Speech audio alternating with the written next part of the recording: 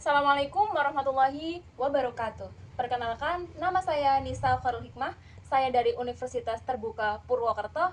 Halo rekan pelajar semuanya. Seringkali kita menanggapi filsafat adalah awan di langit yang sulit dijangkau. Sementara pendidikan adalah kaki yang menapak di bumi.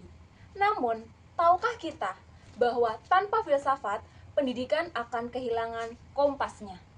Hari ini kita akan membedah bagaimana filsafat itu menjadi ruh bagi dunia pendidikan. Pertama, bagaimana filsafat ilmu mengawasi dan memperkuat eksistensi pendidikan. Ia bekerja seperti auditor internal ilmu pendidikan. Secara eksistensi, filsafat memastikan bahwa pendidikan bukan sekedar kursus keterampilan, melainkan disiplin ilmu yang memiliki objek kajian jelas, yaitu manusia. Secara keilmiahan, ia menantang metode yang digunakan. Apakah kita mengajar sudah teruji secara logis? Dan secara nilai, disinilah filsafat menjaga agar pendidikan tetap memanusiakan manusia, bukan sekedar mencetak robot industri. Pertanyaan menarik, apakah hanya filsafat yang memengaruhi pendidikan? Tentu tidak. Pendidikan yang bermakna dan bernilai justru menjadi laboratorium bagi filsafat ilmu. Saat semua inovasi pendidikan berhasil, metode pembelajaran baru mengubah karakter siswa. Hal ini memberikan data empiris bagi filsafat untuk terus berkembang. Pendidikan memberikan nyawa dan kasus nyata sehingga teori filsafat tidak usang dan tetap relevan dengan zaman. Mengapa filsafat disebut sebagai pisau analisis? Karena ia membedah masalah pendidikan menggunakan 3 mata pisau tajam. Yang pertama, ontologi.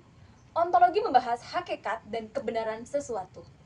Dalam pendidikan, ontologi digunakan untuk memahami apa tujuan pendidik, siapa peserta didik, dan bagaimana karakteristik anak dan proses pembelajaran yang sebenarnya terjadi. Contohnya, guru memahami bahwa setiap siswa memiliki kemampuan dan karakter yang berbeda. Dan yang kedua, epistemologi. Epistemologi membahas cara memperoleh pengetahuan tersebut dalam pendidikan. Epistemologi membantu guru menentukan metode pembelajaran yang tepat agar siswa benar memahami materi tersebut. Contohnya, pembelajaran aktif, pembelajaran kerja kelompok, eksperimen, diskusi kelompok, dan sebagainya. Ketiga, aksiologi. Aksiologi membahas nilai dan manfaat pendidikan. Pendidikan harus memberikan dampak positif bagi kehidupan siswa dan masyarakat. Contohnya, tidak hanya mengajarkan akademik, tetapi disiplin, tanggung jawab agar menghasilkan manusia yang cerdas dan juga berkarakter. Contoh penerapan filsafat ilmu dalam kebijakan pendidikan. Penerapan filsafat ilmu dapat dilihat dari kebijakan pendidikan seperti kurikulum merdeka. Kurikulum ini menerapkan atau menekankan pembelajaran yang berpusat pada siswa, pengembangan karakter, dan penguatan kompetensi. Contoh penerapan dalam proses pembelajaran. Dalam proses pembelajaran, filsafat ilmu diterapkan ketika guru menggunakan metode pembelajaran aktif dan kreatif. Misalnya, guru mengajak diskusi, eksperimen, presentasi, kerja kelompok. Seperti inilah yang membantu siswa memahami pembelajaran secara detail dan lebih mendalam dan bermakna. Contoh penerapan dalam penilaian. Filsafat ilmu juga terlihat dalam sistem penilaian pendidikan.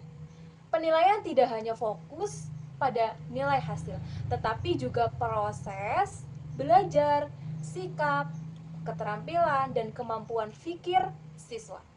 Penilaian autentik digunakan agar dapat melihat perkembangan siswa secara menyeluruh. Yang terakhir, kesimpulan. Filsafat ilmu juga alat analisis dan memecahkan berbagai persoalan pendidikan melalui ontologi, epistemologi, dan aksiologi. Penerapannya dapat dilihat dalam kebijakan pendidikan, kurikulum, proses pembelajaran, dan sistem penilaian. Mungkin cukup sekian dari saya. Wassalamualaikum warahmatullahi wabarakatuh.